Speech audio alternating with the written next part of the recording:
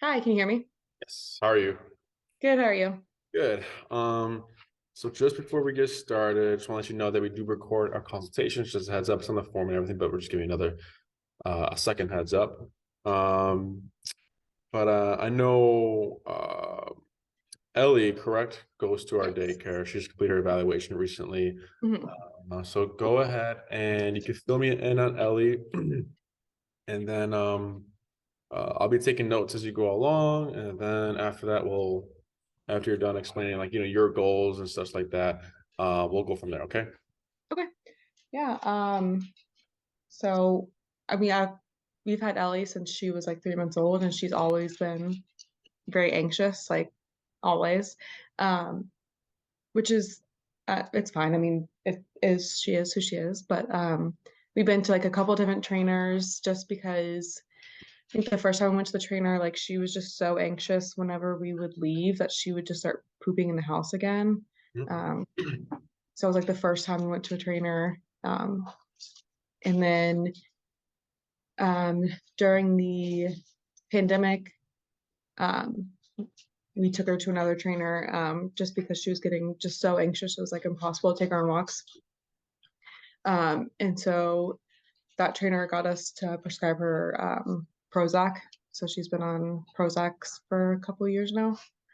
Um, and um, more recently, the reason why I was thinking of doing training is, um, well, a couple things. So one, I mean, she really does not get along with other dogs, just if they're too like playful or whatever. But which I mean, like I get it, some dogs don't like other dogs, but it does cause a little issue because my family has dogs. So when we go see them, um, we have to like separate her, and because she just like attacks them. Um, I'm guessing out of like anxiety is my guess, but also just lately she absolutely refuses to go on walks with me. I don't know why. She will go on walks with my husband. I mean, she's not great on walks, but she absolutely refuses and like she'll go out, go to the bathroom, and immediately try to get out of her leash um, and try to get back home. Um, and it's just become very stressful. And I'm usually the one that like I work from home most of the time, so I usually will take her on the walk during the day. And so now it's like I can't even like walk her anymore. I don't really know what happened, but she just refuses to go. So my hope is that Allie will take her on walks again. I mean, she just any kind of noise, um, she freaks out. She just doesn't like being outside at all. Okay.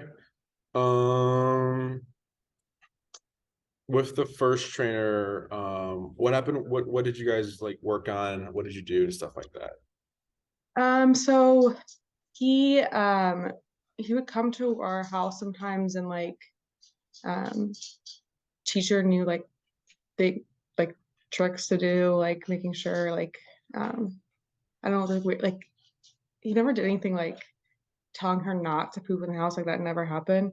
I guess it was more just giving her more confidence, and like we'd go to like group like training sessions with like a bunch of other dogs. Um and it was just like being around dogs, like doing pack walks and nothing really like I don't like it was nothing like helping her not to poop. I guess it was just like giving her more confidence so that she would feel more comfortable going outside. Oh, Um, so that trainer, the pooping was a thing before that trainer, correct? yeah. Okay. And then today, does she still poop in the house, or how does that look now? Not very often, but if she refuses to like go on a walk with me and she doesn't poop, she sometimes will wake up in the middle of the night and just poop on her floor. But that's Oh, because she she'll poop. refuses to go with me. Okay, okay. Um, and did the second trainer who prescribed Prozac, did that medication, did you notice it help her pooping issue? She didn't have any of that. Like the first trainer solved the whole pooping issue. That was like probably when she was like 2 or 3 years old. And this other trainer,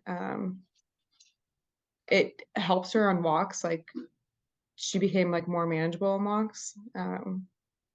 So that was helpful. And then we also got like I forget what it's called, but like an emergency essentially prescription. So like when we go on like a car trip or something, we'll give that to her so she'll calm down. And if it's just like a day of hanging out with like family's dogs or something, we'll give her that and she's a lot more calm. But we didn't actually meet up with that trainer at all just because well, it was during like COVID, so it was all over Zoom. And then like the timing just didn't work out. Like she was only available like during the day and we had to work, so it didn't really Okay. work out. But Okay, so the first trainer did help with the poop issue, right? yeah. Okay. Mhm. Okay.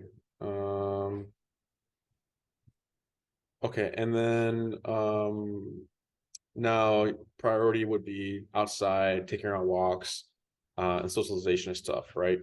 Yeah. Okay. I noticed you guys had a prong collar. Did Mhm. any of these trainers recommend you a prong collar, or you guys just did that on your own? We our we did it on our own, and then also the first trainer that we had recommended it too.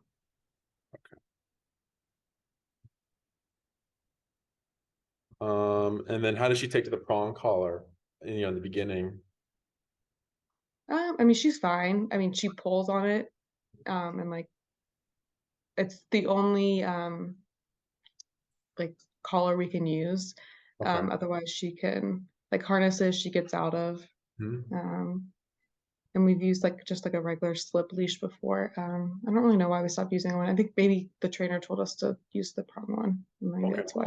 Okay. And then she's still pulling and she's still resistant on the prong collar, you said, correct? Mhm. Yeah. Okay. Anything else? Um, no, I mean, she's just scared of everything. Does she care about dogs on walks? No. Okay. What noises trigger her? Just so I get an idea. Any noise. Any sudden noise? She especially skateboards, that's her like absolute worst. Like she can't recover from skateboards. Um, And then what does that look like? Does she try to run away? yeah. Okay. And does she care about people on walks? No, not really. I mean, Okay. she'll sniff them sometimes, but she doesn't really like she's so focused on wanting to go home that Oh, she's not really focused on anyone else. okay. Um, Anything else I should know about Ellie? Oh, how old is she? She's 7. 7. Oh, okay. Okay. I think no, I mean she's just very anxious. Got it. All right. So, yeah, when she was here, I could tell she was just like stressed in an Mhm. anxious way. She wasn't like a problem or anything. She wasn't like being vocal or like trying to get out the kennel or any of that stuff there. But you could just tell just looking at her, she's just stressed, right? Yeah. And that all makes sense just because it's still her first few times here. So it's like, okay, we'll see how this works out.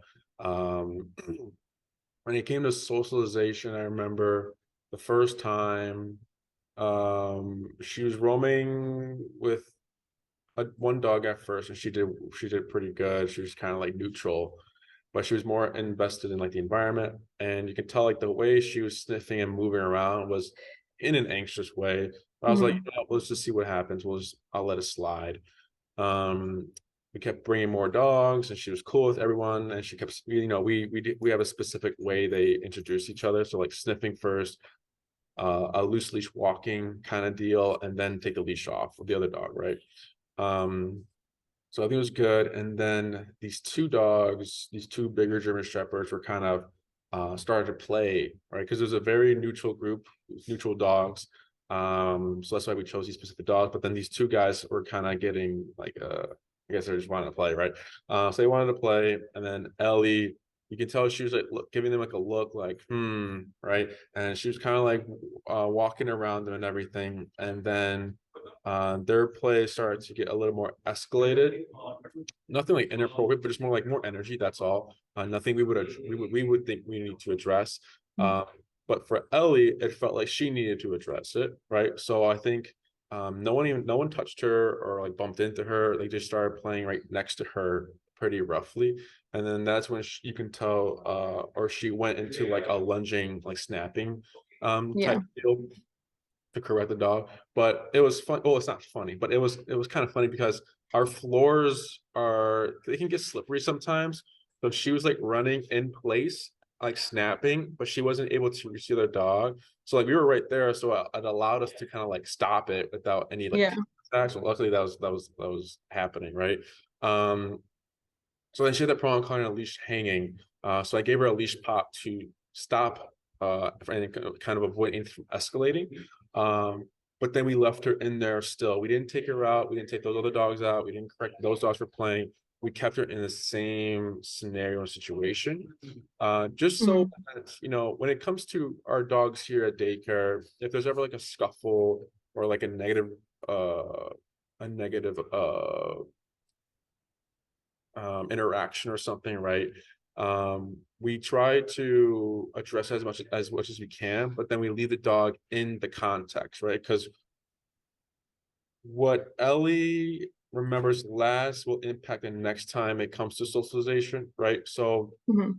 from that day, the thing she remembered last was I was in the playpen and everyone was cool, right? Versus Yeah.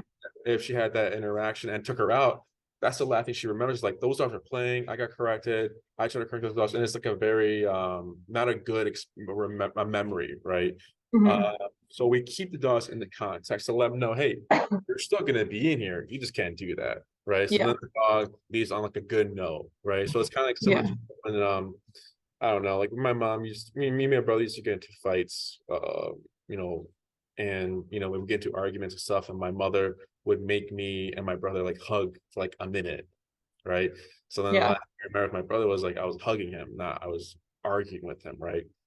So it's the same thing with the dogs there. So that's what we were trying to do there. And then we're still going to continue to socialize her. We haven't had any incidents or anything like that with her since.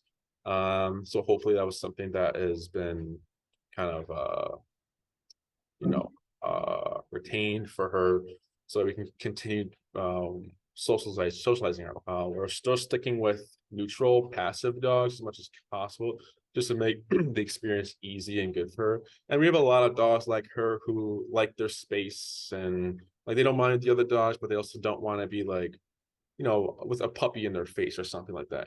So uh, Yeah. luckily for Ellie, there's similar personalities, and those personalities do really well together as long as someone's just keeping an eye on signs and stuff like that, right? Yeah. Do you have any questions about that? No, I mean that makes sense. I mean, my sister's dog is a puppy and she absolutely did not want any part of that, so that makes Yes. opposite sense.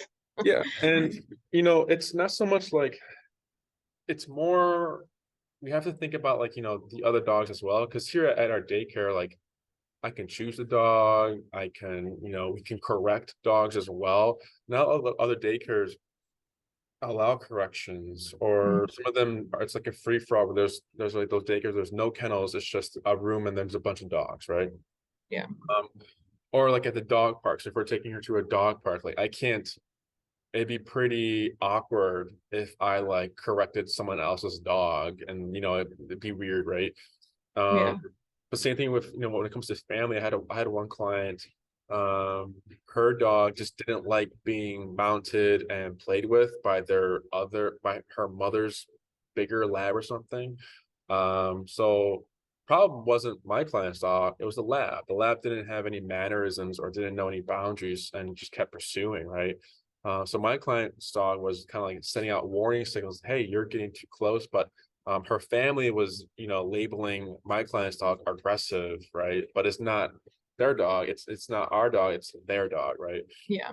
So that's the only thing we'll be struggling with is we have to be able to, you know, be there to be there for Ellie and let her know that, hey, this dog's in your face, I'll take care of it. You don't need to worry about it, right? Mhm. Yeah. When it comes to socialization and stuff and introducing dogs, it's something we can do.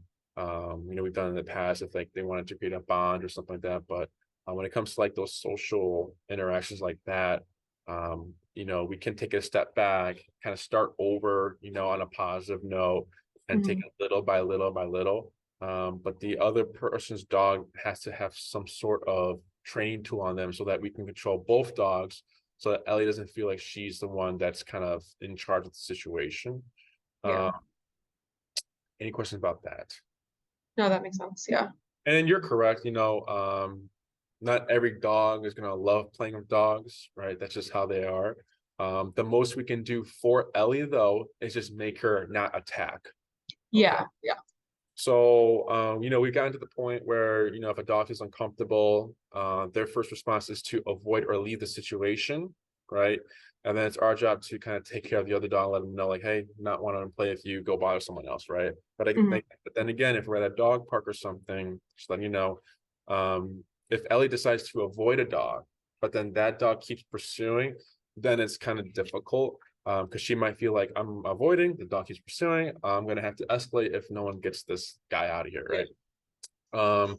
So like I said, the most we can do is obviously, teaching her not to attack the dog, right? Mhm. When we're putting a dog in a situation like this, though, we're most likely going to need some sort of like muzzle or safety precaution, just so that if she does attack, right, no one's going to get hurt or anything like that, right?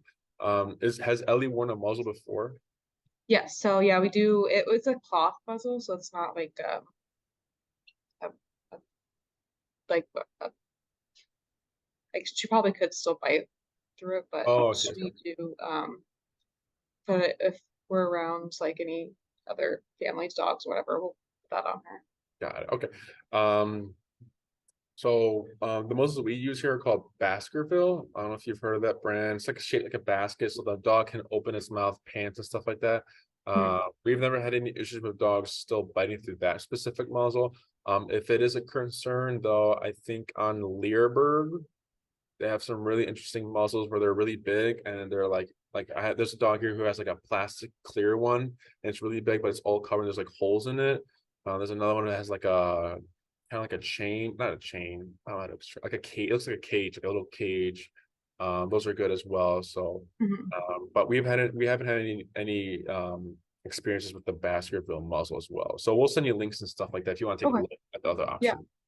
Um, when it comes to fear on the walks and fear outside and noises, this is nothing new to us. We've had many dogs who either didn't want to walk or they didn't want to walk a certain distance or they didn't want to walk under the bridge because the train goes on there, or these different triggers that kind of have them shut down or go into flight mode, right?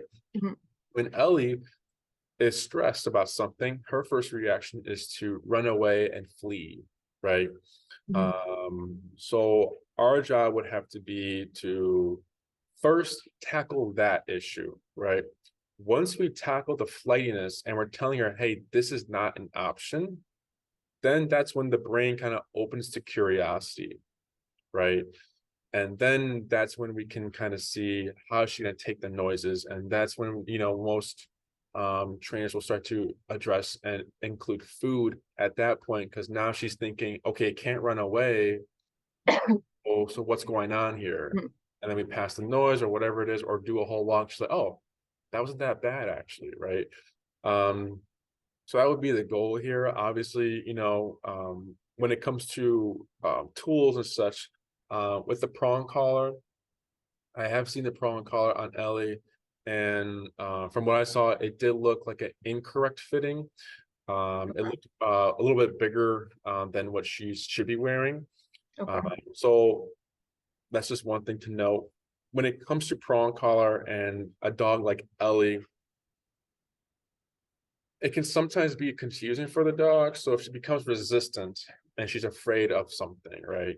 And Mhm. she goes back or like, bucks around or whatever, right? And she's getting the pressure, right? Um, is that she's doing it all herself, right? Yeah. She's creating this pressure, right? But sometimes prong collar might not be enough, right, to make her stop bucking around or resisting, right? Mhm. So that's what sometimes what we see a lot. It's either too confrontational, so it's too much pressure and it's too forward, right, with prong collar, or it's just not enough, right?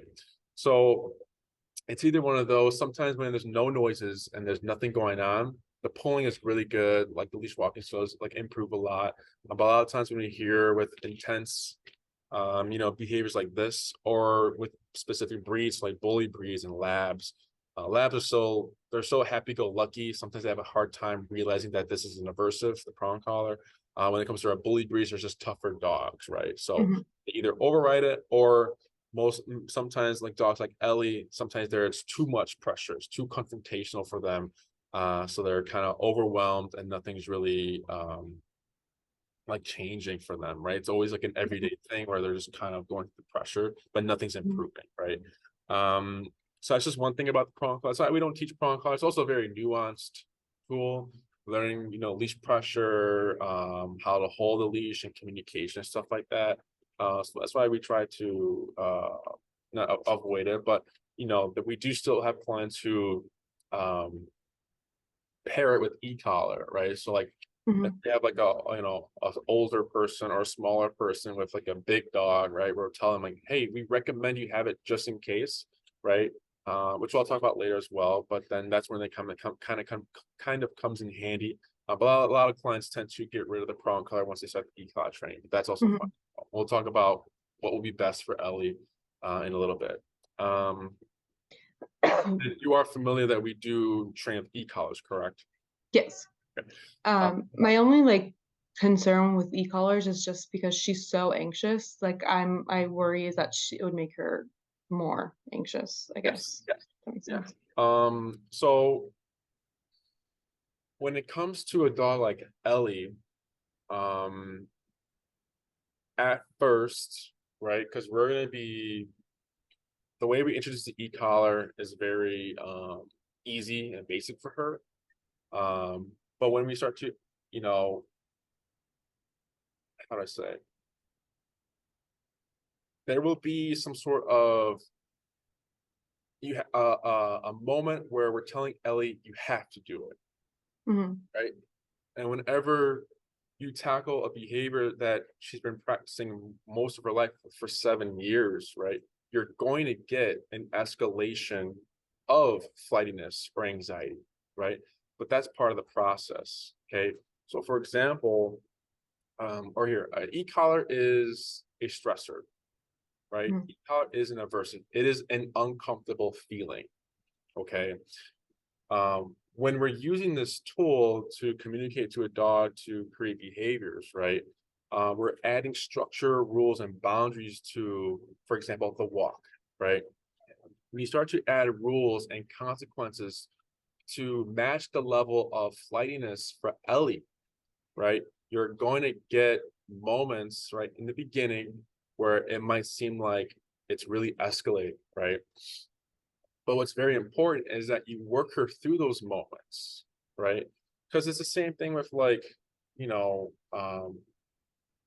as an example, because once you start going against a behavior that's 7 years, and she's like, whoa, I have to do this now. I can't. There's no way to escape it. You're gonna get some sort of more resistance or like a protest like behavior, right? The e-collar doesn't create new behaviors, right? So she won't become aggressive to you because she's like, why is mom shocking me on the e-collar, right? Dogs don't know that the feeling on the neck is connected to you, because there's nothing Mhm. physically connected to you and the feeling. Versus prong collar, there's a leash connected to it, and she can see this movement happening connected to the feeling on her neck, right? Mhm. So when it comes to e-collar training, our job is to have the dog understand where the pressure is coming from, how it comes, when it goes away, and that they are the one in control of the feeling, right? When Ellie's going through the process of the first moments of e-college, she's thinking, oh, if I do this, it goes off. But if I do this, we're good, right? So she's learning that she is the one in control of the feeling, right? No one's making her do anything. She is the one who's going to have to make the decisions, the correct decisions, right? So in the beginning, it would be normal, right? Because again, e-college is a stressor. So if we're making her stress, we're going to see flightiness or a little bit of anxiety, right? But Mhm. once you get over that hump and you're working her through these stressful moments, it's very smooth, right? So I had a client whose dog was not able to walk like past the second house on her block, right?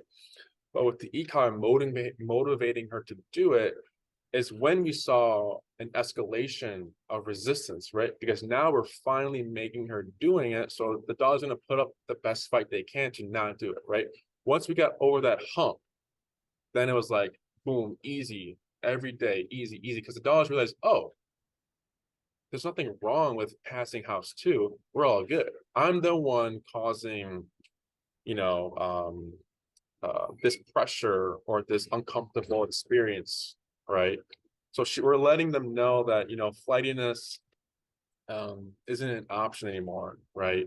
The only option would be to accept what's coming at you or coming around you, right? And to not run away, right? We might see her still be uncomfortable, right? She might, let's say for example with this specific client, she would also have struggles going under bridges and like when there was train, right? Mhm. So and the dog would like in that situation before e-collar training, the dog would go crazy trying to get away and screaming and everything, very vocal, like a cattle dog or something. um but we got her good under the train. She was able to just walk, right? But then at first the dog was kind of like this, right? Because she's expecting the train to hit. After repetition, it was more, you started to see the dog kind of like be more up, right? Because at first the dog's like tucking because she's expecting the noise to happen, right? But like by the end of the program, the dog was more like this. Here and there, he'd do like a little, or she would do a little duck, but more just like confidently walking through because she's realizing that it's like nothing is touching her, nothing's affecting Mhm. her when these noises happen. So once the dog realizes that, oh, nothing happened, then that's when the confidence builds up, and also confidence is building up when the dog realizes that I made the decision to turn the pressure off and we're good, nothing's happening, right? um so the flightiness and the anxiety is something we might see because again, it is a stressful experience for some dogs, but stress is part of life, right? So the only way to handle stress is to go through it, right? Same thing for humans. At first it was very difficult for me to, talk in front of a camera for training videos or speak to clients and stuff like that. But I was doing it and doing it and doing it. It was something I couldn't avoid because this is like a profession I want to go into. So it's something I have to do, right?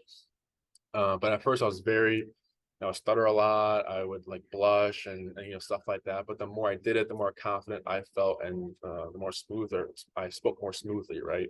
Mhm. So it's something I have to do, and as well as other things like pay bills, a death in the family. Like these things are just going to happen in life, and it's best to kind of teach Ellie like, hey, when this happens and you're stressed, the first response shouldn't be to run away. First response should be, okay, examine the situation, what's going on. Okay, there's a noise over there, but that's far. We're good. Okay, let's move forward, right? So it's Mhm. just about teaching her how to handle, these moments where she's thinking run away, right? Because we're trying Mhm. to create a different response when she does feel stress or something like that, right? Um, so this isn't the first time, I've had a dog, or worked with a dog like this behavior of the flightiness. Um, but with most of them, depending how intense it is, in the beginning you will see an escalation, right? But it's after that hump. Once you get over that hump, right, it's really easy, and you're gonna see a lot of progress. Certain things. Um, any questions about that? No, I mean, I would love for her to be able to like enjoy walks. Like, Mhm. do you think that's even like a possibility of her even like enjoying them, I guess? Like if she can get through it and she can go on a walk. eventually, I guess, with like the e-collar, but would she even like begin to enjoy it? Yeah.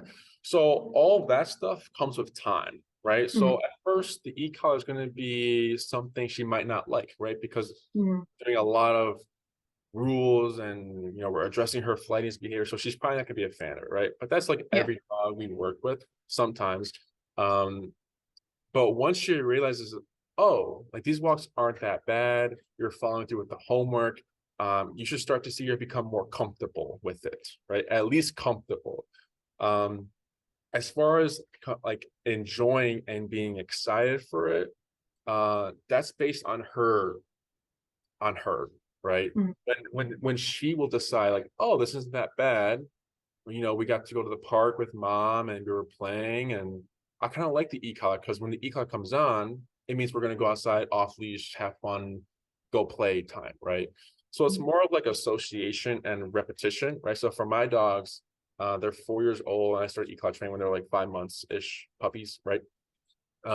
Now when I bring that e-collar out, they're wagging, they're like really they're excited because they know what it means when that collar comes on, right?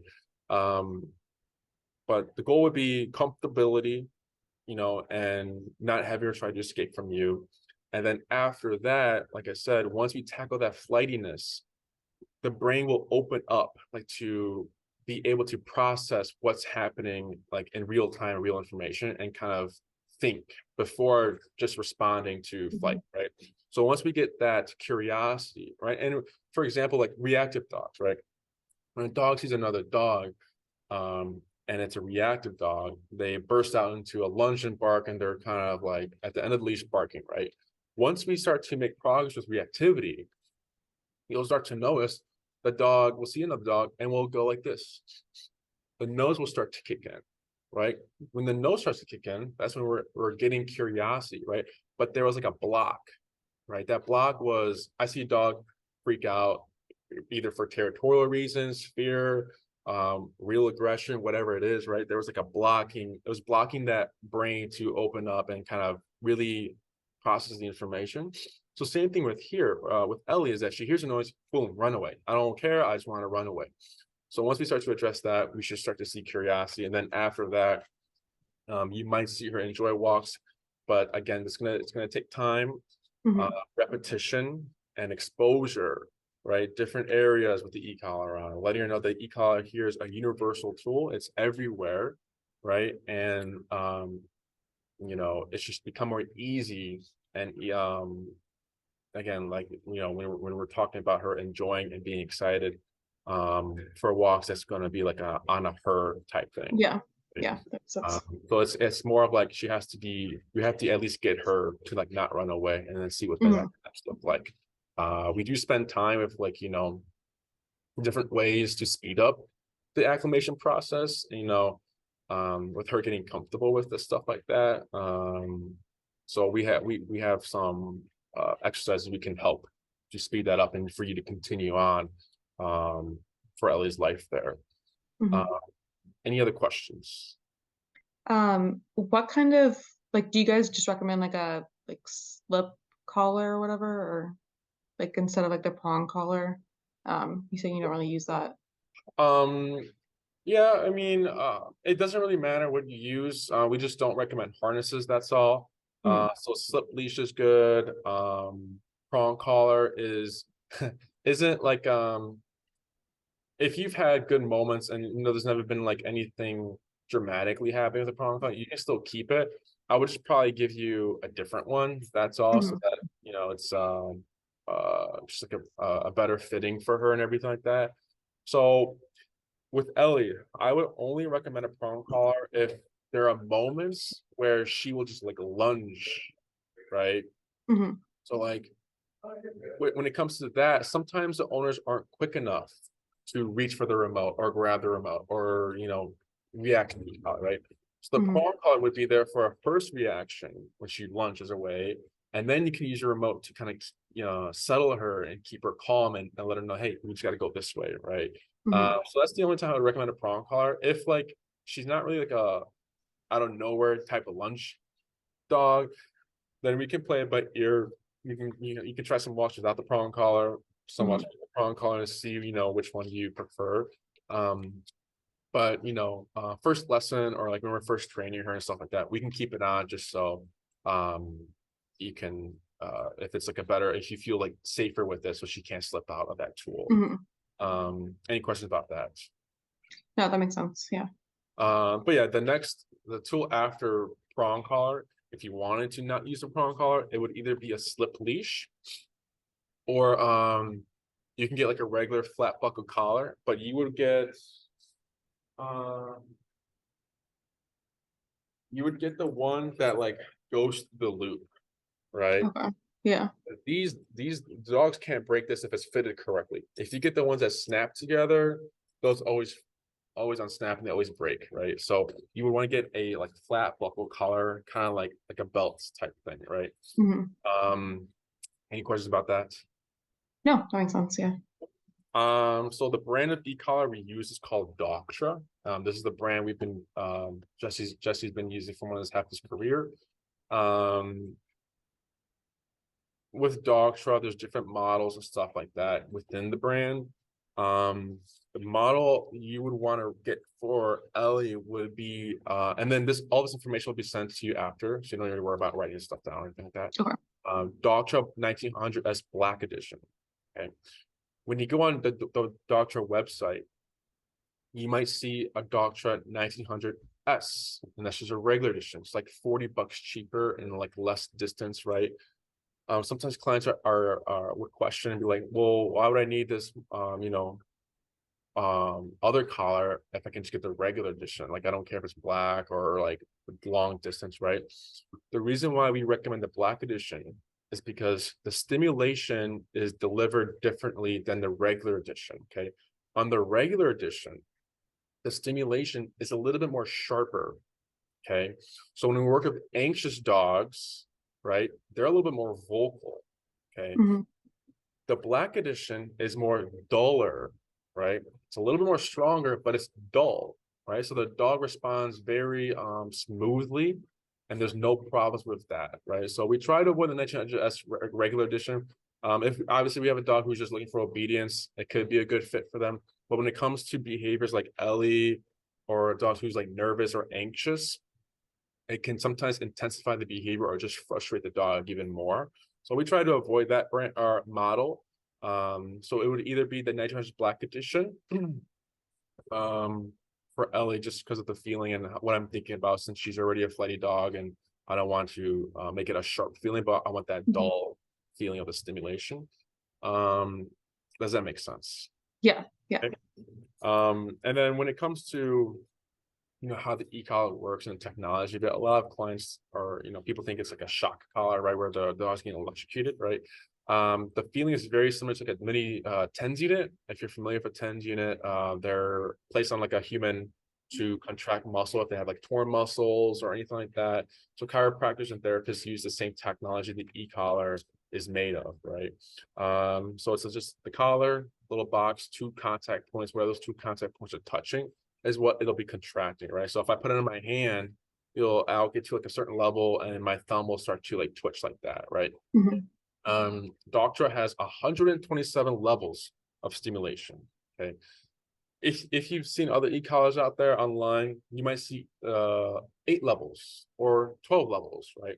Don't think that Doctra is giving you 100 more levels. Their maximum 8 is equal to our maximum 127. Okay, but we can be way more specific to the personality, the breed, the situation we're in. Because if Ellie, is not feeling 4 on the 8 level e-collar, right? But then at 5, she's yelping, right? Because it's a big jump. Now you're stuck. Your dog's either not listening to you and doesn't care with the e-collar, or it's just yelping and being vocal the whole time, right? Not good. Not good, right? With the Doctra, if 20 is too low, 30 is too high, we can go to 25, 24, and they're very, little jumps there for Doctra. So that's like another reason why we prefer this brand, because it's very nuanced when it comes to levels, maybe very specific to the dog. Waterproof, I think you get a mile to half-mile long range, rechargeable, so you don't need batteries or anything like that. It's very simple to use. You have your remote, your dial, your 3 buttons, and then your on and off button, and they have the screen there. Any questions about the e-collar itself? Yeah. Okay. When it comes to introducing the ECOG to Ellie, okay, the first exercise we do with her, and how we introduce the e-collar is called our heel command. Okay, our heel is our walking command. Our version of heel is very strict. Our version of heel means walk with me, stay with me, sit when I stop. Right. So if I take 5 steps with Ellie, Ellie takes 5 steps. If I take 10, she takes 10. When I come to a stop, she's to automatically sit her shoulder parallel to my leg, loose leash in any environment. I don't care what's going on. That's how strict the heel needs to be. Okay. The reason why this is the first exercise we teach her, obvious reasons, it's just the obedient walk, the nice loose leash walk, but mostly just to kind of help her with her not wanting to walk, right? So whenever we get a dog who has a specific issue, so like her would be, you know, I don't want to move, I don't want to go, right? We would teach a dog how to go. If we get a dog who doesn't know how to stop moving and just can't settle and is pacing and stuff like that, we teach a dog how to not move, right? So we like to always go against the behavior we're trying to address here. But teaching her heel is almost affecting her how she's thinking, right? So when we come out for a walk, she's already got these thoughts like that noise over there. I don't want to go in, you know, I don't want to do these things, blah, blah, blah, blah, right? With the e-collar, we're changing her concern to you. Okay. So basically, we have to find a level on the e-collar where it's going to be like, whoa, like that was, I felt that, and that was pretty concerning. What's going on, right? So once we start to teach her how this feeling comes and how it goes and why it's coming, she's gonna be like, this is pretty important and it's linked with mom, so I better focus on this rather than the noise. So like for an example, for kind of like an analogy, let's say I have a fear of ghosts, and right now I see a ghost and it's the ugliest, scariest ghost I've ever seen, but I know ghosts can't touch me. And then on this side, I have a person pointing a gun at me, right? I'm going to be more scared of the real thing rather than the thing that looks scarier, but then can't touch me. So the same thing here is this e-collar is physicality, right? It's a real thing that's actually touching her and affecting her. The noise is not. The noise can't touch, okay? So we're trying to teach her this is where the concern should be, right? You should be concerned about this, not that. And what I mean by physicality is it's something that's physically affecting her. Same thing with prong collar. The reason why we like to use e-collar for that main reason is as a physical tool.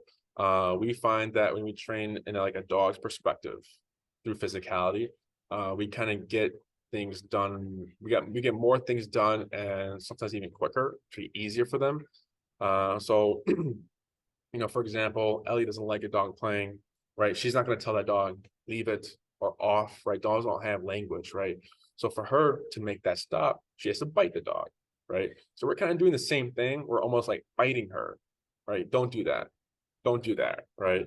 So we're kind of using the same psychology on her. And that's when you're going to see, that's why we get like, you know, a pretty quick response to the e-collar, and especially with the way the exercises are laid out and how we're teaching it and our movements and how the leash is and everything like that.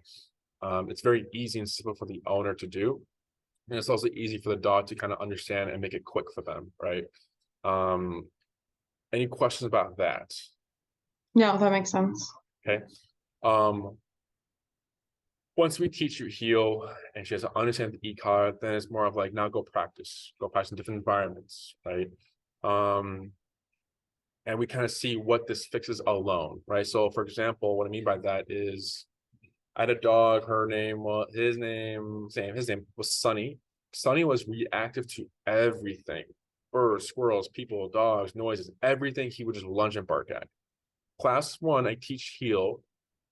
And then I see her class 2, and she told me that Sunny did not lunge at a bird and she didn't need to do anything for that. Like it was just like an automatic thing, no birds. He just didn't care, right? So sometimes when we start to use a discipline and structure and like that physicality with a dog, they become more collected and calm. So that sometimes maybe let's say someone claps and we know, for example, she reacts to clapping, but then maybe after class 1, someone clapped and she didn't care, right? One, she's probably not caring because it's like a human smaller thing, right? So sometimes things might go away indirectly, right? Pooping was one thing that goes away indirectly sometimes when we're working with a dog with e-collar, right? We don't have to address that pooping. It just goes away on its own because we're changing the way she's thinking, right? So like on the spectrum, the first thing that might go away is usually stuff with people. So like if people laugh or clap or something like that, those things usually go away on its own. Then it's like fast moving objects like joggers. Then it goes to fast, loud moving objects like skateboarders, roller skaters, bikes. And then it goes, those buses and trains and stuff. The last thing is what we can't take into account, which is a surprise, right? Or if a car like backfires right next to you, or the motorcycle just revs her engine for no reason right next to you, right? Those are the moments where are going to be difficult because you weren't planning for it and it just came out of nowhere, right? Any questions about that? No, makes sense. Okay. Then we can do some socialization stuff because now she has to understand the e-collar. So once she understands the e-collar, then we can dive into more like the dog stuff and more behavior stuff. It's important that we do this easy because everyone walks their dog. Walking is usually a natural thing for dogs, right? So when they start to get the hang of that and they understand what the e-collar is, it's easy for them then on, right? A lot of times people think e-collar training is when the dog does a bad behavior and then you blast them, right? It's incorrect. That's wrong. It wouldn't get anything done because now the dog is wondering, where did that come from? Is it going to come back? When is it going to come back? What's going on? Right. So there's too many questions, right? So once we get those questions answered in the beginning for Ellie, everything becomes easy with the e-collar later on. Okay. Let me see here. Medication. I don't care if you can continue it if you want. You can stop it. You can see how it works with just the e-collar. That's up to you. You said refuses to go on walks with you, and then you said she'll go on walks with dad, but she's not great at it. Were you just referring to like noises? She's still kind of just flighty, but she'll begin the walk with dad, or how did you? Yeah, she'll be able to like go on a walk with him at any noise. And then when he turns to go back home, she's constantly dragging to go back home. I see. But he's able to get her to walk. I can't. Okay. When it comes to more than one person handling the dog, a wonderful thing about e-collar is that it's very easily transferable. Okay. So like this past weekend, I had a client. There's 2 people. The woman said that the dog would pull with her, the dog doesn't care with her, yada yada. And then the guy was said, she pulls with me, but I can get a walk done, So we started training. The guy goes first. He does all the hard work, right? And I think the dog's number was like 25 or 20, I think. Then we hand the dog off to the woman, and the woman's like, we're gonna have a hard time. I was like, okay, we'll see, right? But it was easy, super easy, easier than the guy, right? The reason why it's easy is because 30 was 30 for the gentleman, and 30 was still 30 for the woman. Same feeling, same way we're practicing the exercises, just a different person, right? So there's no such thing as, well, he's stronger than her or she's more stricter than him, right? 30 is 30 for anyone training the dog, right? So once they feel that and they recognize, oh, different person, but it still feels the same, it's a lot easy, right? So we never get an issue with like, a lot of times clients will tell us, yeah, we went to another boarding train, and then we got the dog back and the dog only behaved when the trainer was there, right? It's very rare that happens with the way our e-collar program is laid out. But that's just like a heads up when when I'm working with multiple people, it's never really a big issue, right?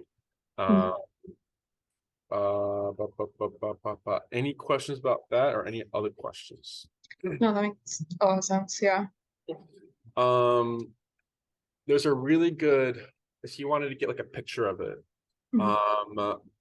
here, you probably met her or you probably seen an email from her. Her name's Elizabeth. Mhm. Her dog Luna had same issues. She would go on a walk, dog did not want to walk. She drives to the park. The dog did not want to get out the car. You couldn't do anything to make this dog hop out the car. Mhm. On our YouTube channel, Jesse made like a highlight thing on this dog, right? So I recommend you checking that out so that you can kind of see like a picture of it and how it looks. Because all I'm saying are these words, and I feel like it's really good for you to see how it will Mhm. and what I mean by an escalation of things, and then the humps, and then we're stable here, we're good, and then maybe another hump, but we're good again, right? So I think it'd be a good lesson, for you to watch and everything. Luna did come a long way. Now Elizabeth walks her off leash everywhere she goes, the park, she plays. She doesn't have any issues anymore with the walk and everything, right? So it'd be a really good watch for you. But again, that's just so you can get a picture of everything. And then there's something else I was going to add to that. And then I think there's another clip. It's like a husky who you see become resistant and buck around and buck back and not want to do anything. And you can tell the husky's the confidence is low, very low. Right by the end of the lesson, you literally see the husky sit more straight, and just like the body language has changed with how Jesse's working the e-collar with this client, right? Mhm. So another great picture for you to see. Any questions about that? No, I mean, that's really good to hear actually, because I mean, she always looks scared and Yes. just Yeah. Um, um, as far as one common question we get with the e-collar is it on all day? Do I do the program and then do I get rid of the e-collar? Does it wean off? How does that work? Um, the e-collar is on only when you need it. Mhm. So let's say, she's a good girl at home, no issues, we're good. You don't need the e-collar. Let's say when you have guests come over, she gets overly excited or barks or something, right? You can use the e-collar then, right? And then maybe she's good after the beginning portion. You can take it off, or you can keep it on just in case you think she might trigger again or something, right? Um, as far as walks go, we always recommend for the clients to keep it on. Okay. So this is more of like an emergency situation. It's not so much of you constantly using it, pressing the Mhm. button, right? So for example, my dogs, in the beginning, I was using it a lot, and now I maybe press the button like 2 times a month, right? Mhm. For emergencies. The e-collar is still on because I can't predict what's going to happen on this walk, right? My dog has still not experienced a car backfiring right next to her. She hasn't experienced a motorcycle, in a tunnel being super loud, right? So for those reasons, I want to make sure I'm prepared, right? Same thing. I think one time we were at Montrose Dog Beach. It was like a long time ago, and there was these two dogs getting into a scuffle, and then she was like, "Oh, what's going on over there?" And she started, become curious and what was going to the fight, right? Um, so there, the e-car was a good tool to have to override that interest of the fight because it was a very interesting thing to her at that time. So it came in handy for that, scenario there, right? So in short, it's only on when you need it. Okay. Mhm. Any questions about that? No, that makes sense. Yeah. Um, we have had some dogs who are different when it comes off and when it comes on. So, for example, I've had clients tell me, "Yeah, we took so and so on a walk today to the coffee shop, and we didn't have the collar on, and they did fantastic." I'm like, "Great." And I've had other clients tell me, "Yeah, I didn't put the e-collar on, and the dog was, pulling again and doing its whole thing, right?" It's just an opportunistic behavior that dogs have. It's just a nature thing. Mhm. Humans have it as well. So if we know we can get away with something, we're gonna get away with it, right? So Mhm. the example I like to use for some clients is I'll tell them, do you drive on the highway? They'll say yes. I'll say, do you go the speed limit? They'll say no. I'm like, well, what happens when we see a squad car or a cop? We slow down, right? So Jesse likes to call the collar cop on the collar, right? So when we see these changes happen, it has nothing to do with the training, the e-collar, you, me, right? It's just a nature thing. They're just very aware that, uh, about this change, right? Any questions about that? No questions. Um, Programs. Did you have a specific program in mind? Because we do have three. We have the in-person, we have the board and train, we have the daycare and train. Is there one you were leading towards to already, or? Probably like the in-person. Sweet. Yeah. Perfect. It's a good choice because then you're there and Yeah. we know how to handle these dogs on our own, but it doesn't matter because you'll be the one walking Ellie at the end of the day, right? Yeah. So as far as in-person program wise, we have a 3-week, 6-week, 9 and 12. Okay. If your priority is just the walk,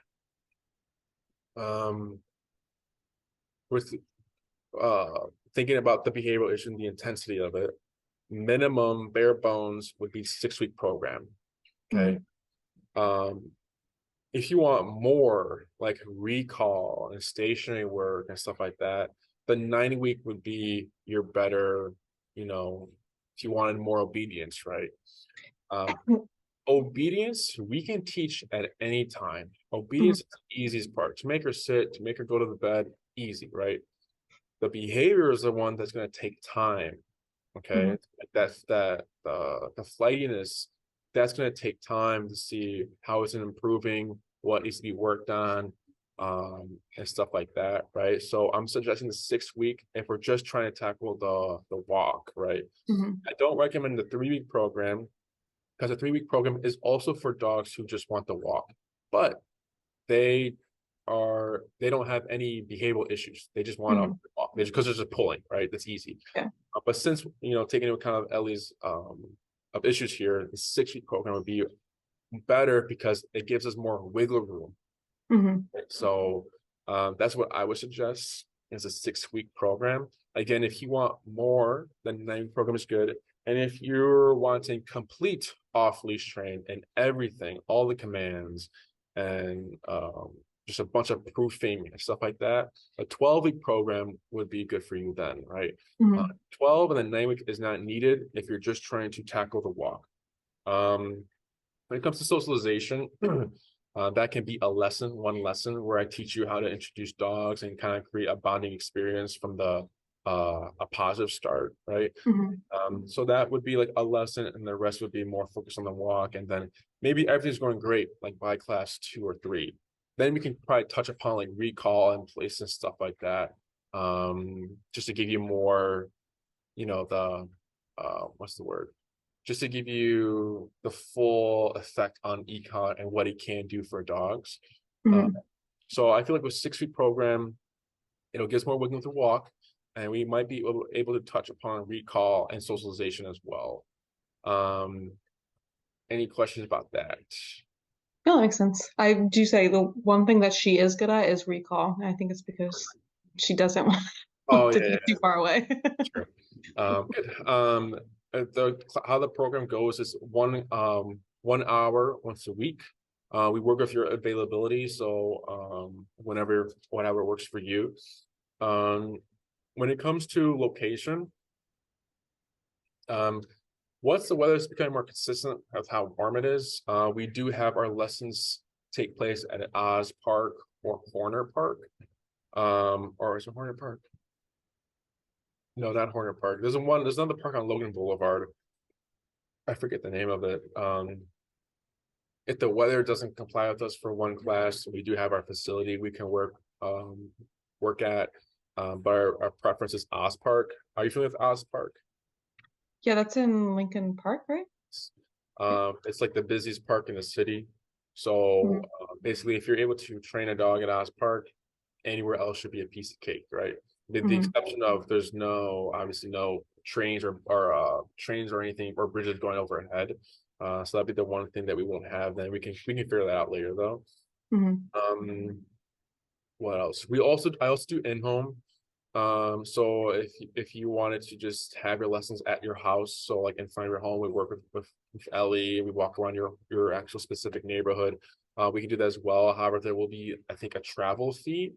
So you can do two things. You can have the whole program at your home, or you can have the beginning of your program in your home, and then you can work your way to Oz Park, or the other way around, right? Just so I Mhm. can see if you wanted to see, or if you wanted to have a trainer there, when you're walking around the neighborhood there versus Oz Park, right? Mhm. Um, so that's a personal preference for you. Um, on the calendar, whenever we get set up and everything like that, you'll see your six. If we choose a 6-week program, your 6 slots, and then you'll see a +1. So you'll see 7 reservations for you. The seventh reservation is just in case life happens. So in case you need to be scheduled for something, you still have a slot reserved for you. But once you've used that extra slot, you'll have to wait to get back on the calendar.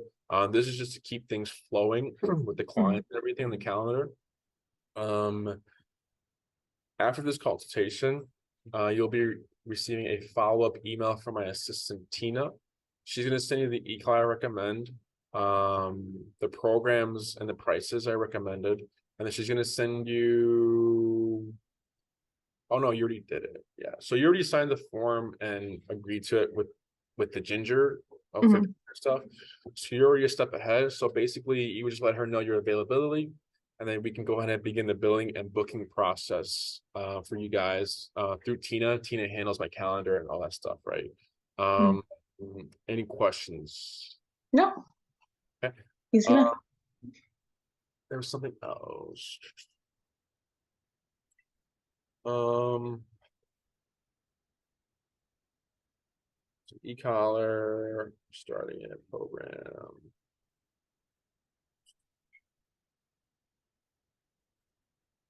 Is she crate trained at home, or is she in the crate at all? Or She is crate trained, but we don't really put her in a crate anymore. But she's totally comfortable being in a crate. okay, She's no issues.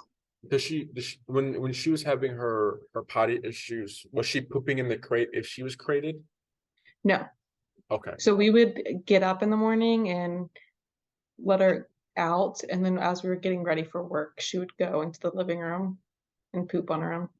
I see. Okay, Yeah. because that was going to be one thing I was going to mention is I would probably utilize that crate more for like the potty Mhm. stuff. When it comes to potty training, um, training anything really, we find that there needs to be a positive and a negative to train, Mhm. right? So for potty training, when we're working for puppies, the negative would be if you go in the crate. So let's say we have a puppy on a schedule every 3 hours or 2 hours, the puppy gets an outing, right? In the morning, I run my puppy out. My puppy does nothing. Like, okay, well, if I let you free roam, you're gonna go. So I'm gonna put Mhm. you back in the crate and you have to wait a little bit longer. But then let's say the puppy potties 30 minutes before they're about to get run out. At that 30-minute mark, I don't take the puppy out or clean the puppy. I let the puppy sit in the mess for 30 more minutes and then I let him out. Okay. Because now the puppy's realizing, damn, I had to sit in my potty for a long time and I did not like that. I probably shouldn't Mhm. do it, right? So it's enticing them, it's making them want to like hold it more rather than go when you have to go, right? So that's why we Mhm. do the doorbell thing or like look for a sign, right? It's we're in the home, you don't go in the home and you only go when you're going outside, right? So the only thing I would Mhm. recommend is probably utilizing that crate and the moment like you yourself are already and set to go and you're gonna run her out, then you take her out, right? If in that Mhm. moment she goes while you're getting ready, I would recommend her to stay in that mess until you're ready to take her out and you're all set, right? Um, Mhm. it's just a recommendation. We find that becomes effective with the potty stuff because the dogs tend to not want to go in the place they sleep at or the area they're sleeping in. Mhm. Um, so just like a recommendation there for the pooping stuff and everything. Um, any questions about the e-collar programs or anything else in general? Mhm. Cool. Alrighty. So keep an eye out for that follow-up email. If any other questions arise, maybe you watch the video and you have a question about something, feel free to email me. You have my email now. But other than that, you should be receiving the follow-up email either tomorrow or Thursday, the latest. Okay. But again, if you have anything else that comes up, let me know. But other than that, we will see Ellie when we see her, and we'll be in touch. Okay. Okay. Sounds good. Thank you. Have a good night. You too. Bye.